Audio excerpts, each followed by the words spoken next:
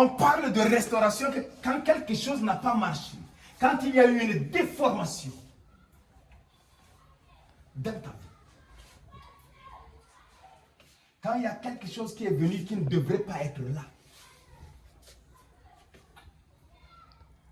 C'est là qu'on parle de restauration. Et tu es là ce soir parce que tu veux que Dieu fasse quelque chose dans ta vie. Je sais. Seulement il y a quelque chose. Il est dit dans Joël, il dit convoque l'église, convoque l'assemblée, convoque le peuple. Pour un moment de réparation.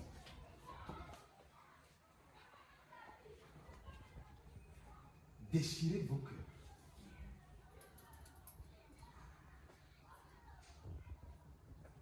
Le diable a eu accès à ta vie quand tu l'as vu que quelque chose lui ressemble dans ta vie.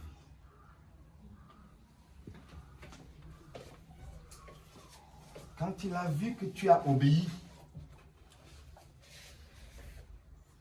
à ses instructions, il t'a demandé d'aller mentir, tu as menti. Il t'a demandé d'aller voler, tu as volé. Il t'a demandé d'aller bagarrer, tu as bagarré. Il t'a demandé d'aller commettre adultère, tu as commis adultère. D'aller commettre fornication, tu as commis fornication.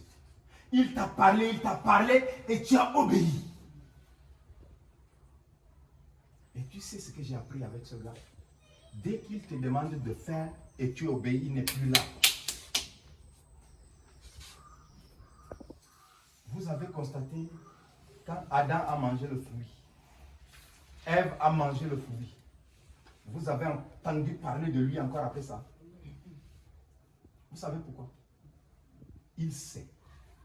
Chaque fois que tu te déplaces du plan de Dieu, ton déplacement crée des conséquences, des catastrophes autour de ta vie. Il sait comme ça. Dès que Adam et Ève ont mangé le fruit, ils savaient que c'est bon. Leur désobéissance va porter un jugement contre eux. Leur désobéissance va se retourner, va créer les conséquences que lui, Satan, attend dans leur vie. Il savait qu'Adam venait de perdre quelque chose de précieux, la présence de Dieu. Il savait qu'Adam venait de perdre quelque chose de précieux, l'image et la ressemblance de Dieu. Il savait qu'Adam venait de perdre quelque chose de précieux, son identité. Ce qui faisait d'Adam ce qu'il était. Un homme à qui les animaux obéissaient, à qui toute la création obéissait. Il savait qu'Adam venait de perdre cela. Il est parti. Il dit à Adam, je te laisse à ton propre sort.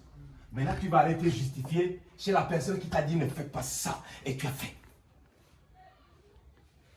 Tu vas aller t'expliquer avec lui, moi je ne suis plus là. Adam a beau donner des arguments pour dire que ce n'est même pas lui. Que c'est en fait c'est la femme qui l'a fait. Mais ça ne passe pas devant Dieu. Ça ne passe pas devant Dieu. Quelle que soit la personne qui t'a demandé de faire ce que tu as fait, tu es responsable de tes actions. Parce qu'il n'a pas pris tes mains pour aller bagarrer avec. Il n'a pas pris ta bouche pour parler tout ce que tu as parlé, pour injurier, pour bagarrer, pour quereller. Il n'a pas pris ta bouche. Donc tu es responsable de tes actions. Tu assumes tes actions. Adam, ça ne marche pas comme ça. Tu mangeras la sueur de ton front. Tu sors du jardin. La couverture qui était sur ta vie disparaît. Tu seras à la merci de Satan. Il fera de toi ce qu'il veut. Voilà l'objectif de Satan. Te mettre en conflit avec les principes divins. Te mettre en conflit avec la parole. Parce qu'il sait que dès que tu es en conflit avec la parole, tu sors du plan de Dieu. Et là, tu as besoin de restauration. Là, tu as besoin d'arrangement. Là, tu as besoin de faire quelque chose. De reconnaître que tu as fait quelque chose que tu ne devrais pas faire. De reconnaître que tu t'es déplacé. Quelqu'un a dit le péché, c'est un déplacement. C'est changer de position. Aller là où on ne devrait pas être. Se retrouver là où on ne devrait pas être. Dieu dit tu restes là, tu dis non, je ne reste pas là, tu te déplaces. Ça s'appelle le péché. Ça s'appelle le mal et ça te met en conflit avec les lois, les règles établies dans la société. Dieu a établi des principes que si tu n'obéis pas, ça ne marche pas. Ta vie chamboule maintenant. Et c'est là où tu vas voir les sauterelles arriver, tu vas voir le Gaza arriver, tu vas voir les Gérèques arriver, tu vas prier, tu vas faire tout ce que tu vas faire. Ça ne marche pas. Il faut commencer à faire cet arrangement-là. C'est la base. C'est la base d'abord. Tu es engagé dans une vie de péché. Tu te plais dans le péché. Mais tu pries quand même et tu dis que Dieu doit t'exaucer. Ça ne marche pas. Le péché se lève contre toi. C'est comme ça que ça passe. La rébellion a toujours une conséquence. La restauration dont nous parlons va au-delà de je te demande pardon. Est un changement de position. Est un changement d'attitude. Est un changement de comportement.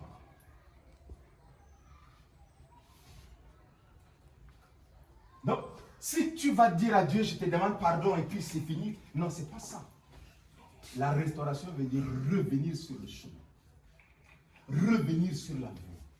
Et c'est là où Dieu dit, je vous rendrai les années perdues. Quand vous serez revenu sur le droit chemin et que vous serez en train de marcher sur le chemin, c'est là où vous allez retrouver l'héritage perdu.